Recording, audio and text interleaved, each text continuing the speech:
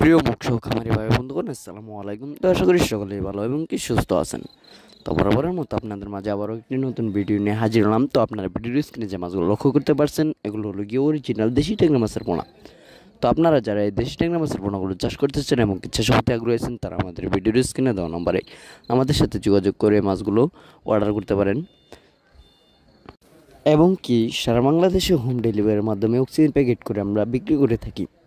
তো আপনারা যারা এই অরিজিনাল দেশি ট্যাংরা মাছগুলো চাষ করতে চান এবং চাষের প্রতি আগ্রহী আছেন, তারা আমাদের ভিডিওর স্ক্রিনে দেওয়া নম্বরে যোগাযোগ করে যে কোনো দেশীয় ও বিদেশি সকল মাছের পোনা আমাদের কাছ থেকে সংগ্রহ করতে পারবেন।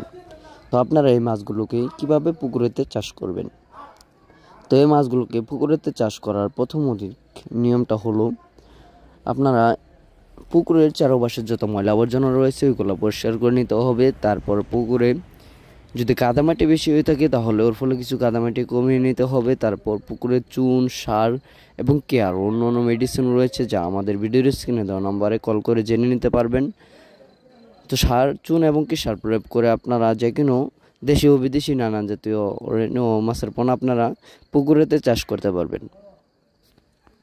তো আপনারা যখন মাছের রেণু এবং কি পোনা মজুত করবেন, তখন দেখা গেল ভালো উন্নত মানের মাগুর থেকে তৈরি করা যে মাছের রেণু এবং কিপনাগুলো রয়েছে তা আপনারা সংগ্রহ করবেন।